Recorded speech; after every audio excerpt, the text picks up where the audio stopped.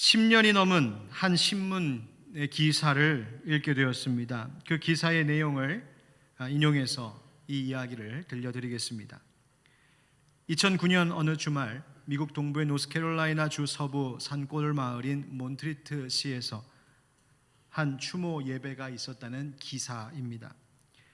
그 시에 있는 몬트리트 대학 교회에서 11명의 선교사님들을 위한 추모 행사가 거행됐습니다.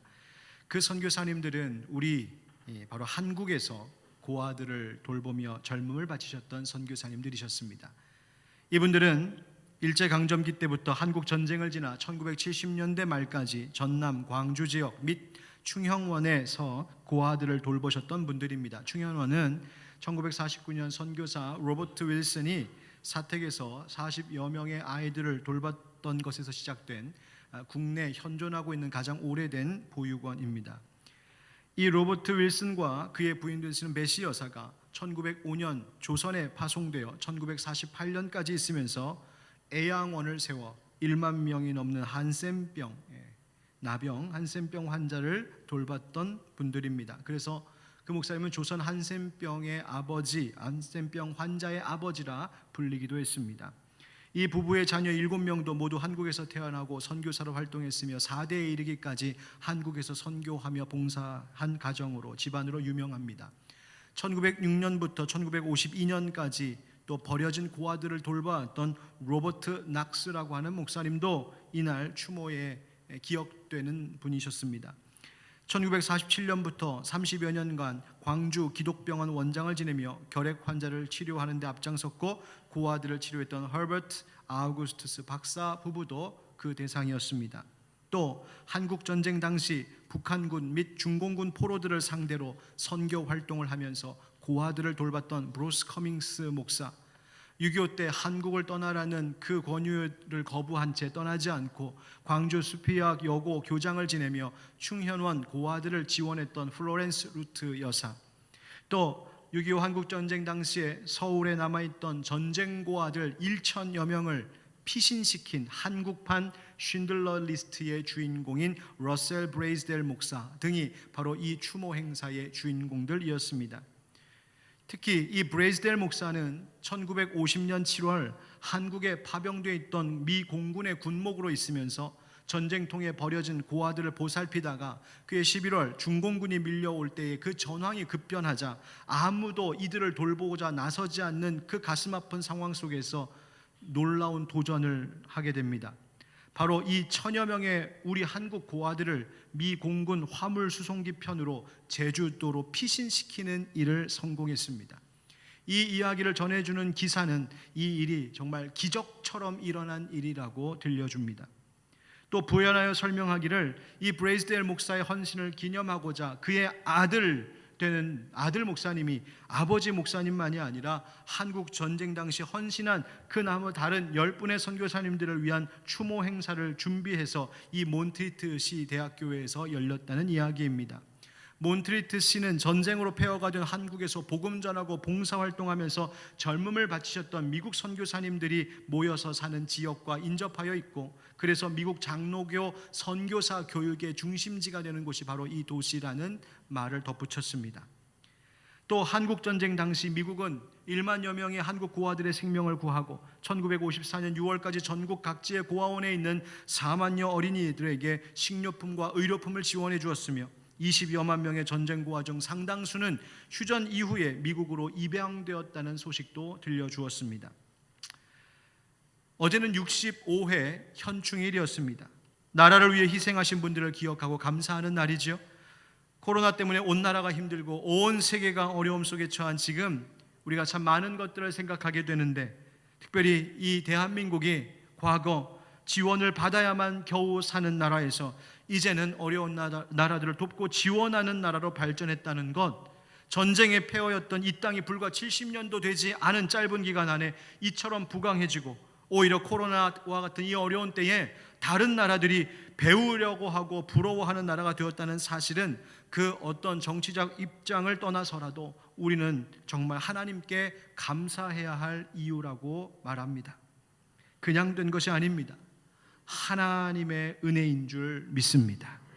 지나온 역사 속에서 나라의 경제적 부흥을 위해 또 민주화를 위해 희생하고 헌신한 많은 분들 또한 오늘과 같은 날에 함께 기억하고 기념해야 할 것입니다. 그 가운데 방금 전해드린 이 기사 속의 선교사님들을 다시 한번 생각해 보았습니다. 이 선교사님들은 분명 외국인들입니다. 조선이라고 하는 곳에, 대한민국 이 낯선 땅에 보내진 나그네들이었습니다. 모든 것이 낯설고 지금과는 비교할 수 없을 정도의 열악한 환경 가운데 보내진 사람들. 그런데 그런 현실 속에서 이 전쟁의 위험, 정치적, 경제적 압박, 생명의 위협 속에서 이들은 하나님께로부터 맡겨진 그 사명 감당했습니다. 충실했습니다. 그 사명이 무엇이었나요? 바로 사랑이었습니다. 복음을 전하는 일이었습니다. 섬기고 돌보는 것, 영혼을, 생명을 구하는 일이었습니다. 그들은 비록 낯선 땅에서 살고 있는 외국인들이었지만 그들은 자신들의 본국, 본향, 곧 하나님 나라로부터 부여받은 그 사명을 이 땅 가운데에서 감당했던 바로 세상 속에서 살던 하나님의 종들이었습니다. 낯선 땅, 낯선 세상 속에서 사는 하나님의 종, 바로 그것이 우리 그리스도인들입니다. 사도 베드로는 베드로전서를 통하여서 우리 그리스도인들이 이미 흩어져 살아가고 있는 나그네들이라는 말을 했습니다. 지난 시간에 이미 나눴던 말씀처럼 베드로전서 2장 9절 말씀, 우리 그리스도인들이 어떤 사람들인지를 또한 선명하게 말씀해 주었죠. 그러나 너희는 택하신 족속이요 왕같은 제사장들이요 거룩한 나라요 그의 소유가 된 백성이니 이는 너희를 어두운 데서 불러내어 그의 기이한 빛에 들어가게 하신 이의 아름다운 덕을 선포하게 하려 하심이라. 아멘. 아멘. 여러분 따라해 볼까요? 나는 택함 받은 사람입니다. 왕같은 제사장입니다. 거룩한 나라입니다. 하나님의 소유입니다. 여러분 믿으십니까? 아멘. 우리는 하나님께 택함 받은 은총 입은 사람들입니다. 또한 온 만유를 다스리시는 왕이신 예수 그리스도의 영광 가운데 함께 있는 자들입니다. 동시에 하나님 앞에 예배하고 이 세상 만물을 위하여서 기도를 올려드리는 제사장들입니다. 세상과 구별된 거룩한 백성이 우리요 하나님의 소유된, 즉 하나님께서 책임지시고 보호하실 이들이 바로 우리들인 줄 믿습니다. 그것이 그리스도인 성도입니다.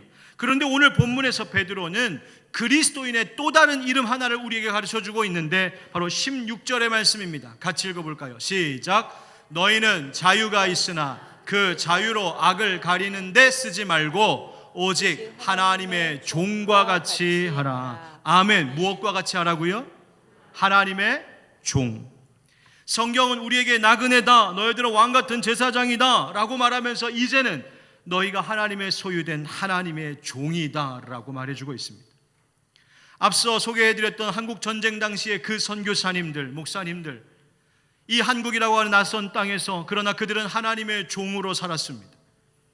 이제 우리 모든 그리스도인들, 하나님 나라의 백성이자 나그네된 우리들 역시 우리와 다른 어쩌면 가치관과 기준으로 살아가고 있는 이 세상 속에서 그러나 우리는 여전히 하나님의 종으로 살아가는 것, 바로 그것이 그리스도인의 정체성입니다. 우리는 하나님의 종이라고 하는 인식을 가지고 이 세상 속에서 살아야 합니다. 여러분, 한국교회 교인들은 참 예의를 잘 갖춥니다. 그래서 교회의 목사님 위해서 늘 대표기도 할 때마다 기도해 주시죠. 그런데 간혹 이렇게 기도하시는 분들 계십니다. 얼마나 예의가 바르신지. 하나님, 우리 교회 목사님 하나님의 종님을 붙들어 주시고 성령 충만케 하옵소서. 종님, 여러분 한 번씩 해보셨나요? 여러분 그렇게까지 안 하셔도 됩니다. 종님, 그냥 종이면 종이지 웬 종님? 우리말로 어법에 맞지 않습니다. 종이 계급이 있고 뭐 높고 낮은 게 있는 게 아니잖아요. 대왕종, 중간종, 하급종 이런 게 있는 게 아니잖아요. 그냥 종은 종입니다. 종입니다. 그냥. 그런데 그보다 더 중요한 인식은 이 종이, 하나님의 종이 우리 교회 목사님, 우리 교회 전도사님, 우리 교회 선교사님만이 아니라 바로 우리 모두가, 그리스도인들은 하나님의 종이라는 인식을 갖는 것입니다. 한 번 더 따라해 보실래요? 나는 하나님의 종입니다. 예수 믿는 모두가 하나님의 종들입니다. 동의하십니까? 동의 안 해도 어쩔 수가 없어요. 성경이 그렇게 말하고 있습니다. 성경이 말해주고 있습니다. 누가복음 17장에 예수님께서 제자들에게 용서하는 것에 대하여, 믿음에 대하여 말씀하시다가 연이어 이런 이야기를 들려주십니다. 얘들아, 너희 중에 말이야, 만약 어떤 종이 밖에서 밭을 갈고 양치는 일을 하루 종일 하면서 수고하고 집에 들어왔는데, 그때 주인이 그 종을 보고 아유 요즘 날씨도 점점 더워지는데 애썼다 수고했다 그러면서 얼른 와서 시원한 물 한 잔 마시고 밥 먹자 그러는 주인 있니? 아니요. 도리어 이렇게 말하지 않겠느냐? 그래, 일 마치고 이제 왔느냐? 어서 이제 나 먹을 저녁 식사 준비해라. 그리고 나 먹는 동안에 옆에서 내 수종 들고, 그리고 나서 다 끝나면 그때 너 밥 먹어라 하지 않겠느냐? 또 주인이 종에게 명한 것을 종이 다 했다고 해서 그 주인이 아이고 종아 고맙다 수고했다 애썼다 내가 네 때문에 산다 감사하겠느냐? 그러지 않는다는 겁니다. 오히려 뭐라고 말할까요? 예수님 다음에 이렇게 말씀하십니다. 누가복음 17장 10절 함께 읽겠습니다. 시작. 이와 같이 너희도 명령받은 것을 다 행한 후에 이르기를 우리는 무익한 종이라 우리가 하여야 할 일을 한 것뿐이라 할지니라. 아멘. 아멘. 우리는 무익한 종이라. 저는 무익한 종입니다. 이 말이 중요해서 노란색으로 표시를 해놨긴 했는데, 이만큼 더 중요한 말씀이 뭐냐면 이와 같이 너희도라는 말입니다. 이와 같이 너희도. 무슨 말입니까? 그처럼 너희도 종이다. 너희도 종이라는 사실을 기억하라 말씀하십니다. 여러분, 예수님께서 이 이야기를 통하여 무엇을 들려주시려고 했던 것일까요? 주인 되신 하나님께서는 이처럼 그의 백성들, 성도들의 노고와 땀과 눈물은 전혀 모르시고 너무나 냉정하게 자기만 챙기고 자기만 아는 그런 차가운 분이라는 것을 말해주는 겁니까? 아닙니다. 하나님 그런 분 아니십니다. 예수님의 이 누가복음 17장의 종에 대한, 무익한 종에 대한 말씀은 믿음이라고 하는 것은 다름이 아닌 바로 종의 의식을 갖는 것이라는 점을 가르쳐주는 교훈의 말씀입니다. 당시 이 말씀을 듣고 있던 예수님 앞에 제자들은 매우 자기중심적인 태도 가운데 있었던 사람들입니다. 용서에 대해서 가르쳐 주셨을 때 그 말이 너무 어렵고 힘들게 느껴졌습니다. 예수님을 따르는 제자라는 그것으로 세상에서 영광의 자리 하나쯤 얻어보고 싶은 생각에 가득 차 있었던 제자들입니다. 그래서 그들은 사람들로부터 대접받기를 원했습니다. 그런 태도의 제자들에게 예수님께서 일침을 놓아 말씀하시는 것이죠. 너희 하나님의 이름 이용하여서 자기 영광 누리려고 하지 말아라. 너희는 하나님의 종이다. 종의 신분임을 잊지 말아라. 즉 자기를 사로잡고 있는 자기 욕망으로부터 벗어나라는 것입니다. 사랑하는 성도 여러분, 세상은 어떤 모든 일을 맡을 때에 그 일에 대해서 주인의식을 가지라는 말로 교훈합니다. 틀린 말 아닙니다. 무슨 말을 하든 어떤 자리에 있든 우리는 구경꾼, 방관자, 무관심하고 불성실한 태도로 임하는 것은 옳지 못합니다. 주인의식 가져야 합니다. 여러분, 교회에서도 주인의식 가지셔야 합니다. 내 교회, 내 일, 내 사역, 우리 성도. 그러나 이 주인의식은 책임의식을 가지라는 말입니다. 성실함을 가지라는 이야기입니다. 주인의식을 갖는다라고 해서 마치 내가 진짜 주인인 것처럼 주인 행세하며 착각하는 것은 옳지 못합니다. 여러분, 목사가 교회의 주인이 아닙니다. 장로가, 안수집사, 권사가 아무리 교회를 오래 다녔다 해도, 심지어 봉사도 많이 하고 헌금도 많이 했다고 해서 그가 주인 노릇하면 곤란합니다. 참 주인은 오직 하나님 한 분뿐입니다. 우리는 모두 하나님의 종입니다. 다만 책임감을 갖는다는 의미에서 주인의식 가져야 합니다. 여러분, 온전한 건강한 주인의식이 빛나려면 내가 하나님과 교회 앞에서 종의 신분이라는 사실을 절대로 잊으면 안 됩니다. 심지어 무익한 종입니다. 그렇다면 세상 속에 살아가는 하나님의 종, 과연 어떻게 살아야 한다고 오늘 성경은 우리에게 말해주고 있을까요? 그 첫 번째 따라하겠습니다. 선행으로 하나님께 영광을 돌리라. 선행으로 하나님께 영광을 돌리라. 오늘 성경 말씀 본문이 이렇습니다. 11절에 사랑하는 자들아, 거류민과 나그네 같은 너희를 권하노니 영혼을 거슬러 싸우는 육체의 정욕을 제어하라. 너희가 이방인 중에서 행실을 선하게 가져 너희를 악행한다고 비방하는 자들로 하여금 너희 선한 일을 보고 오시는 날에 하나님께 영광을 돌리게 하려 함이라. 아멘.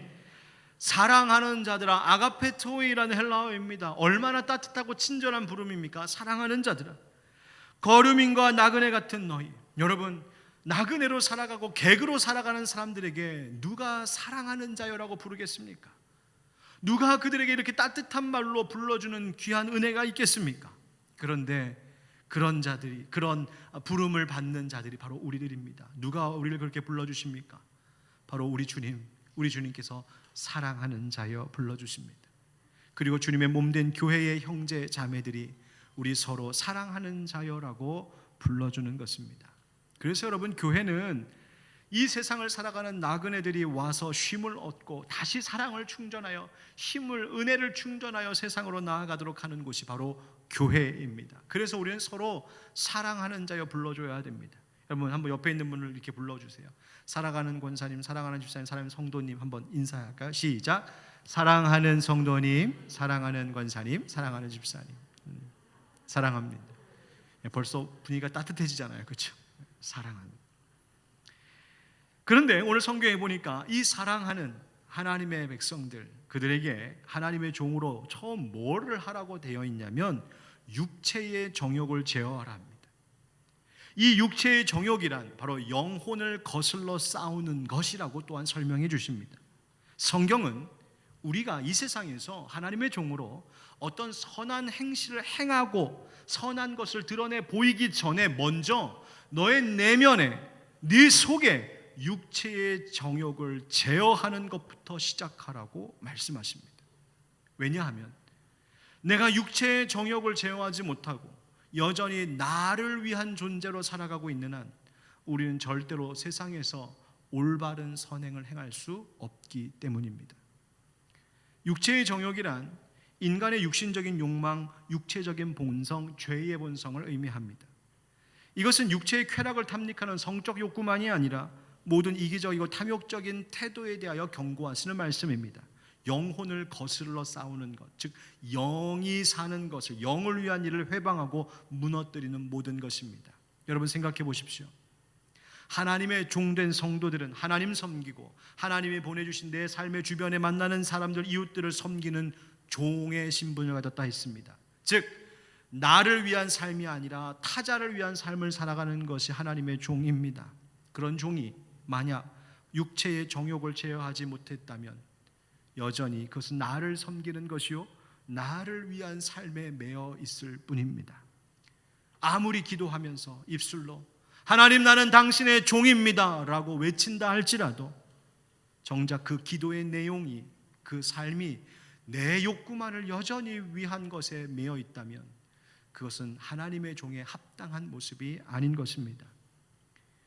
목회자가, 그리스도인들이 돈과 이성 문제와 권력의 문제로 종종 넘어지는 것은 자신의 신분이 하나님의 종이라는 이름은 얻었겠으나 그 내면의 의식이 여전히 하나님을 섬기는 종이 아니요 다른 사람 섬기는 종이 아니요 그저 나의 육체의 정욕을 섬기는 그런 세상적 육체적 정욕에 매여 있는 종에 불과하기 때문입니다. 여러분, 오늘 성경은 말하기를 하나님의 종은 선한 행실 보여야 한다고 합니다. 그리고 그 선행의 첫 단추는 바로 육체의 정욕, 세상의 욕망을 제어하는 것에서 시작된다 합니다. 오늘날 육체의 정욕을 제어하지 못해서 일어난 비극적인 수많은 일들을 우리가 함께 바라보고 되새기며 우리는 그것에 끌려다니지 않는 참 자유인의 삶이 되어야 할 줄 믿습니다. 여러분, 그런 면에서 우리는 하나님의 종이자 동시에 자유인입니다. 그럼 왜 하나님의 종들은 이 세상에서 선한 행실을 갖고 살아야 한다 합니까? 그것은 성도들을 비방하는 이 세상이 그리스도인들의 선행을 보면서 정말 하나님이 살아계시는구나, 도리어 하나님께 영광을 돌리게 함이라고 말씀하십니다. 여러분, 말로만 하나님 높이는 것 소용없습니다. 세상의 선한 행실을 보이는 것이 중요합니다. 이 말씀은 교회와 기독교인들이 세상으로부터 자꾸만 좋지 않은 따가운 시선을 받고 있는 요즘의 때에 더욱 우리에게 필요한 말씀이 바로 이 말씀입니다. 우리는 이 세상에서 선한 행실을 보여야 한다는 겁니다. 여러분, 세상 사람들이 성도들과 교회의 행실을 주목하고 있다는 것을 잊지 말아야 됩니다. 여러분들 가정에 대개 하늘빛 광성교회에 교패를 붙여 놓으셨다면 내 이웃 사람이 나의 행실을 주목하고 있다는 것을 잊지 말아야 합니다. 선행으로 하나님께 영광 돌려야 합니다. 이것이 선교적 일상입니다. 조나단 도슨이라고 하는 이는 우리 성도들의 선교적 삶을 위한 아주 쉬운 8가지 방법을 가볍게 제안하고 있습니다. 미국의 이야기라 우리의 어떤 문화 조금 차이가 느껴질지 모르지만 어떤 의도인지 우리가 충분히 이해할 수 있을 것 같습니다. 첫 번째, 비그리스도인들과 어울려 밥 먹어라. 우리는 우리끼리 밥 먹는 거 참 좋아합니다. 꼭 밥을 먹으러 어디 가도 얼마나 우리 교회 교인들을 사랑하는지, 나쁜 일은 아닙니다. 그런데 3번 믿는 자들과 같이 밥 먹었다면 한 번쯤은 믿지 않는 자를 한번 초대해 보라는 겁니다.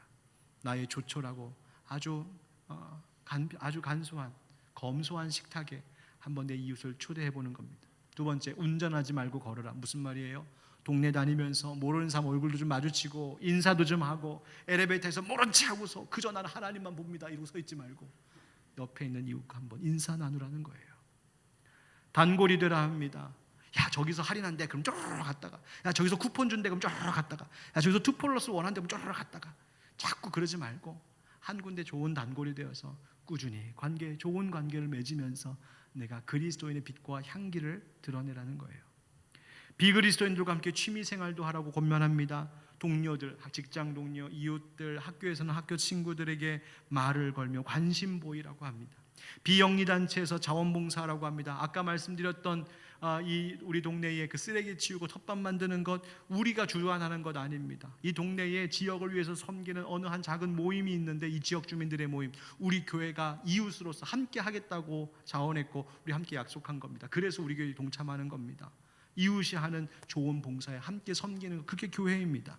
도시 이벤트에 참여하라고 합니다. 여러분, 교회 행사도 중요하지만 요즘 지역에서 마을잔치, 마을축제 많이 하잖아요. 막 시장도 열리고요. 그런 거 할 때 가서 사주십시오. 우리 동네 앞에서 이렇게 시장 하나 열렸을 때 우리 교회 앞에서 제가 가서 물건 3개 샀어요. 3개 사고 그것 때문에 사은품까지 받아갖고 왔어요. 여러분, 제가 돈이 많아서 그럴까요? 아니에요. 제가 가서 목사인 거 얘기하면서 자, 여기 담임인데요. 아유, 맛있게 보이네요 하면서 산 거예요. 전도했을까요? 아니에요. 전도했을까요? 했어요. 무슨 말입니까? 그냥 보여주는 거예요. 함께 나누고 좋은 일에 동참하는 거예요. 8번째, 이웃 섬기라고 합니다. 쓰레기도 줍고 잡초도 뽑고 동네를 위해서 함께 섬기는 겁니다. 여러분, 어떤 의도인지 이해되시겠죠? 무슨 말입니까? 믿는 자들, 그리스도인들이요, 당신들끼리 있지 말고 세상 속으로 들어가라고 말합니다. 세상 속에 들어가서 거기서 하나님의 종으로 살라고요. 우리가 하나님께 영광 돌리는 길이 무엇입니까? 그것은 하나님의 종이 세상 사람들과 다르다는 것을 나타내는 것이요, 그것은 그들 앞에서 함께하는 것입니다. 우리 교회가 자꾸만 지역사회와 소통하고 그들의 필요를 돕고 뭔가 해보려고 하는 이유가 무엇일까요? 하나님의 종이라면 세상 사람들과 다름을 바로 선행을 통하여 보이기 위함입니다. 그것이 하나님께 영광 돌리는 것이기 때문이죠. 마태복음 5장 16절 예수님 말씀하셨습니다. 다 같이 시작. 이같이 너희 빛이 사람 앞에 비치게 하여 그들로 너희 착한 행실을 보고 하늘에 계신 너희 아버지께 영광을 돌리게 하라. 아멘. 여러분, 세상이 누군가가 악으로 우리를 대하고 우리 하나님의 종들을, 우리 그리스도인들을 비방한다 할지라도 우리는 여전히 선행을 보여야 합니다. 부당하고 억울한 상황 속에서도 선행을 보일 용기를 잃지 말아야 합니다. 그럼 모두 선행의 하나님의 종들 되시길 예수님의 이름으로 축원드립니다. 두 번째 따라하시죠. 순종으로 세상을 이기라. 성경은 성도들에게 순종이라고 하는 덕목이 얼마나 중요한지를 자주 강조합니다. 하나님께 순종하는 것이 제사보다 낫다 하셨습니다. 그리스도인들은 하나님께 순종해야 되지요. 말씀에 순종해야 하고 교회에 순종해야 되고 하나님이 세우신 영적 권위자에게 순종해야 합니다. 그런데 오늘 본문은 우리에게 또 다른 대상의 순종을 말하고 있습니다. 그것은 바로 인간의 모든 제도에 대한 순종입니다. 13절에 인간의 모든 제도를 주를 위하여 순종하되 혹은 위에 있는 왕이나 혹은 그가 악행하는 자를 징벌하고 선행하는 자를 보상하기 위하여 보낸 총독에게 순종하라. 곧 선행으로 어리석은 사람들의 무식한 말을 막으시는 것이라. 아멘. 무슨 말입니까? 하나님께 순종하는 것만 아니라 본문에서 베드로는 인간의 모든 제도에 순종하라 합니다. 국가의 질서, 법령, 제도, 지도자의 권위와 같이 인간 사회, 인간 시스템 속에서 만들어진 그것에도 순종할 줄 알아야 된다고 이야기합니다.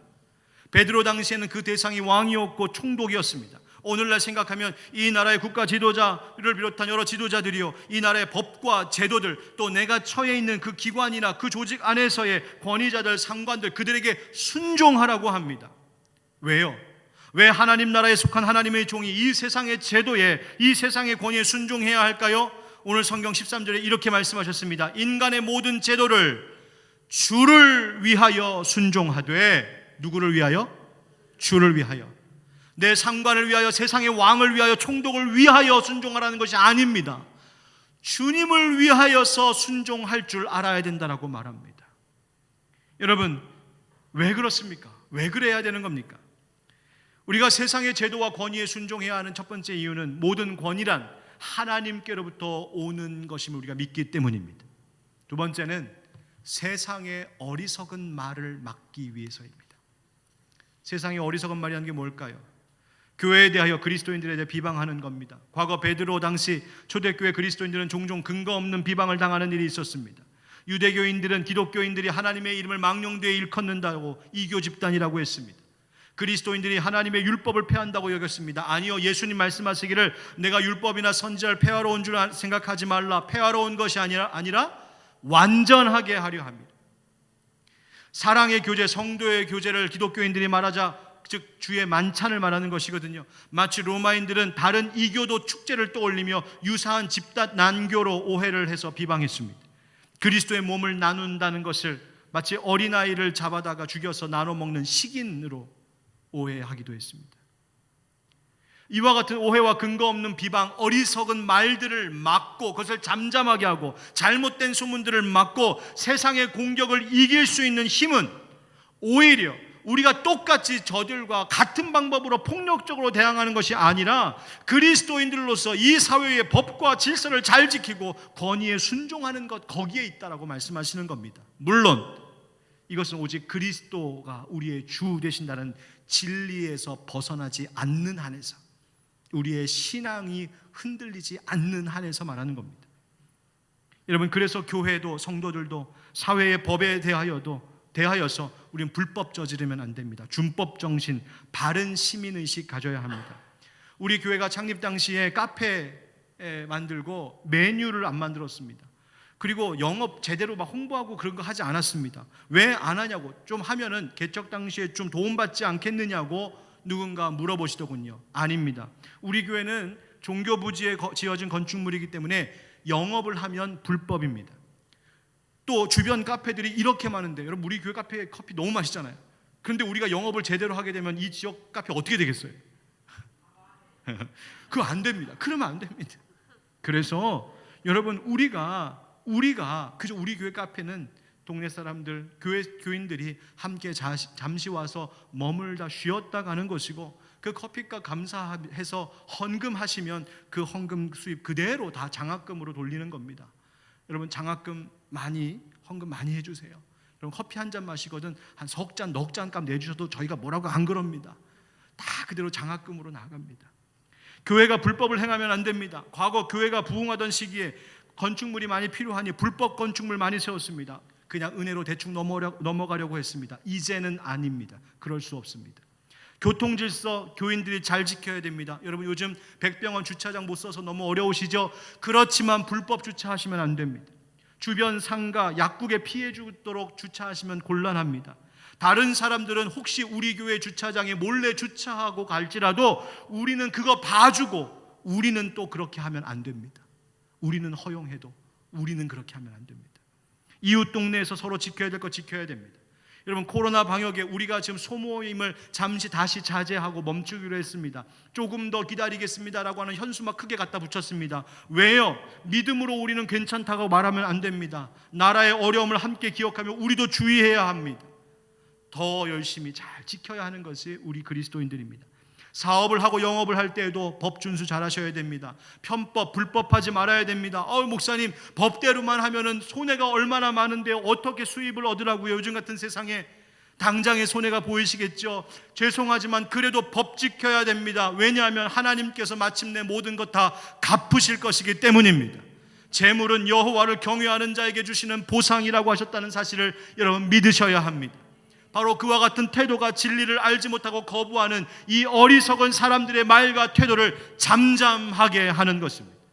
그리스도인들은 세상의 법질서와 윤리에 있어서 진실하고 정직해야 됩니다.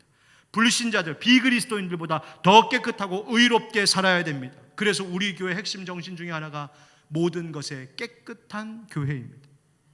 하나님께 순종, 말씀에 순종, 교회에 순종하시되 이 세상의 바른 질서에도 잘 순종하고 지켜나가는 모범적인 시민들, 그리스도인들 되길 주의 이름으로 축복합니다. 마지막입니다. 따라하겠습니다. 지혜로 갈등을 풀어라. 바울은 갈라디아서에서 그리스도의 종됨에 대해서 이런 말을 합니다. 형제들아, 너희가 자유를 위하여 부르심을 입었으나 그러나 그 자유로 육체의 기회를 삼지 말고 오직 사랑으로 서로 종노릇하라. 그리스도인은 자유인입니다. 진리가 너희를 자유케 하리라 하신 말씀 그대로입니다. 율법으로부터, 정죄받음으로부터, 사망으로부터 자유한 자들입니다. 그리스도인 된 나그네 우리 성도들은 자유합니다. 그런데 성경은 우리에게 말해주고 있습니다. 너희에게 주어진 그 자유를 하나님께 드려 하나님을 섬기는 일에 쓰고, 너희들에게 주어진 그 자유를 너희 이웃들에게 그 자유를 드려 이웃을 사랑하는 일에 쓰라고 말해주고 있습니다. 하나님의 종 둘로스, 바로 그것입니다. 16절 17절에 너희가 자유는 있으나 그 자유로 악을 가리는 데 쓰지 말고 오직 하나님의 종과 같이 하라. 무사람을 공경하며 형제를 사랑하며 하나님을 두려워하며 왕을 존대하라. 아멘. 여러분, 무사람 공경, 믿지 않는 자들 포함하는 겁니다. 무사람 공경, 형제의 사랑, 하나님을 경외하고 두려워하는 것, 그리고 이 땅의 왕을 존대하는 것, 네 가지의 명령을 하나님에게 종에게 주고 있는데, 여러분, 이것이 쉬운 일이 아닙니다. 왜냐하면 이 네 가지의 명령들은 때로는 서로가 부딪힘이 있는 일이 있는 명령이기 때문입니다. 내가 믿지 않는 상관과 부딪힐 때가 있습니다.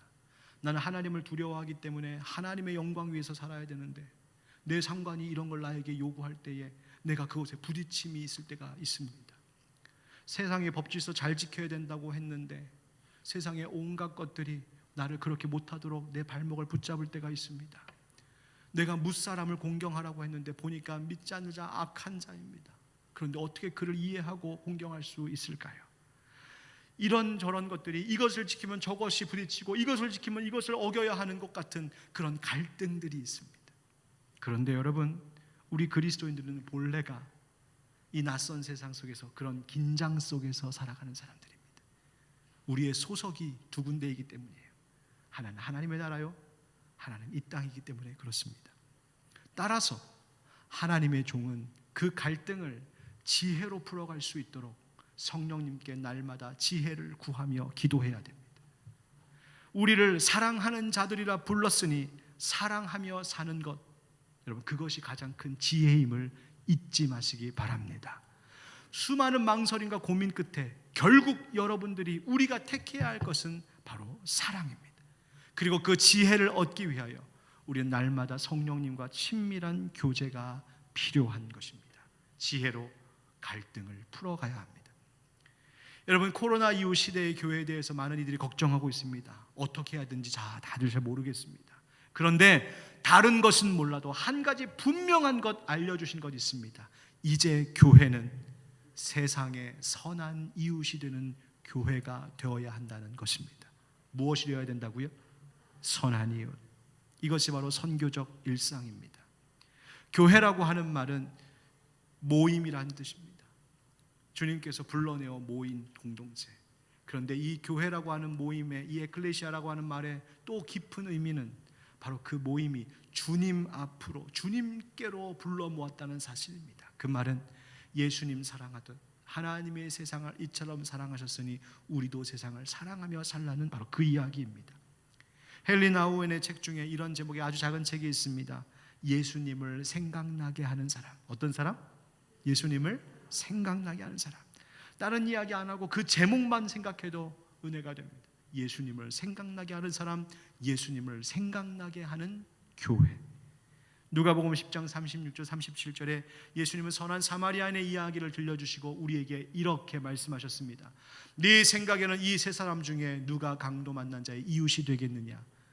이르되 자비를 베푼 자니이다. 예수께서 이르시되 가서 너도 이와 같이 하라 하시니라. 아멘. 이와 같이 하라. 사랑하는 성도 여러분, 선한 이웃이 됩시다. 우리 하늘빛 광성교회가 이 지역의 선한 이웃이 되고 하늘빛 광성교회 교인 성도라면 여러분들이 살고 있는 그 모든 자리에서 선한 이웃 되는 것, 그것이 바로 하나님의 크신 뜻인 줄 믿습니다. 아멘. 우리 함께 기도하겠습니다. 우리 이 시간에 하나님, 우리가 하나님의 종입니다. 하나님 종의 신분을 잊지 않게 하여 주옵소서. 그리고 하나님의 종은 선행의 사람이라고 하셨습니다. 육체를 제어하는 선행의 사람. 그리고 하나님뿐만 아니라 이 세상의 질서도 잘 순종함으로 그래서 많은 이들에게 본이 되는 것, 순종의 사람이어야 한다 했습니다. 그리고 하나님의 종은 지혜의 사람, 갈등 속에서 기도로 하나님께 지혜를 구함으로 풀어나가는 지혜의 사람이어야 한다고 말씀하십니다. 주님, 우리 교회가 그렇게 되게 하여 주옵소서. 선한 이웃 되는 우리 되게 하여 주시옵소서. 우리 함께 말씀 기억하며 기도드리겠습니다. 기도합시다. 은혜가 풍성하신 아버지 하나님, 우리로 하여금 그런 교회, 그런 우리 성도들이 되게 하여 주시옵소서. 하나님의 종, 이 세상 속에 살아가는 하나님의 종으로 살기를 원합니다. 하나님의 종 되어 살기를 원합니다. 하나님 기뻐하시는 자로 살기를 원합니다. 아버지 하나님, 선행을 행하게 하여 주옵소서. 육체의 정욕을 제어하고 선을 행하고 순종하고 그리고 지혜로 풀어나갈 수 있는 믿음의 사람들이 될 수 있도록 은총을 베풀어 주시옵소서. 주님 도와주옵소서. 주님 도와주옵소서. 사랑의 하나님, 우리가 이 세상 속에 살지만 하나님의 종이라는 신분을 잊지 않고 살게 하여 주시옵소서. 우리의 육체의 정욕을 제어할 줄 알게 하시고 선행을 행하게 하여 주시고 이웃을 섬기게 하시고, 하나님 또 주의 명령을 따를 때에 갈등과 긴장과 부딪힘이 있을 때에 성령님께 지혜를 구함으로 그 갈등을 풀어나갈 수 있는 지혜의 사람들이 되게 하여 주시옵소서. 하나님, 어려운 때를 보내고 있습니다. 우리 한국뿐만 아니라 온 세상이 참으로 어려운 중에 있습니다. 주님, 그 모든 열방 곳곳에, 이 지구촌 구석구석에 예수 믿는 모든 사람들이 하나님의 종된 삶을 살아가므로 코로나 바이러스로 모두가 공포에 힘겨움에 떨고 있는 그 자리에서 예수님의 선하심을, 예수님의 따뜻한 사랑을, 예수님의 향기를 전할 수 있는 그런 모든 그리스도인들이 되게 하여 주시옵소서. 그 일에 내가 먼저 동참하게 하시고 내가 먼저 섬기게 하심으로 나를 통하여 주님 영광 받아 주시옵소서. 아버지 하나님, 오늘 오후에 또 우리가 교회와 사회 회복을 위해서 기도하고 이번 금요일부터 또 성령 집회가 시작됩니다. 하나님, 이러한 예배를 통하여서 영광 받아 주시되 안전하게 우리를 보호하여 지켜주시옵시고, 주여 우리의 모든 예배와 모든 것들이 다시 회복될 수 있도록 성령님 함께하여 주옵소서. 어려움 가운데 있는 우리 사랑하는 교우들을 기억하여 주시고 저들이 지치지 않게 하시고, 하나님 병든 자들 고쳐주시며 하나님 잃어버렸던 것들 다시 되찾을 수 있도록 우리 성령 하나님께서 힘주시고 삶의 소망을 부어 주시옵소서. 오늘 우리와 함께 하신 주님을 찬양합니다. 예수 그리스도의 이름으로 축복하며 기도하옵나이다. 아멘. 이제는 우리 주 예수 그리스도의 은혜와 하나님 아버지 크신 사랑과 성령의 교통하심과 역사하심이 우리를 하나님의 종으로 부르셨사오니 순종하겠습니다. 선행을 베풀겠습니다. 지혜롭게 행하겠습니다. 다짐하는 모든 하나님의 종된 주의 백성들 머리 위에 영원까지 함께 하시기를 간절히 축원하옵나이다. 아멘.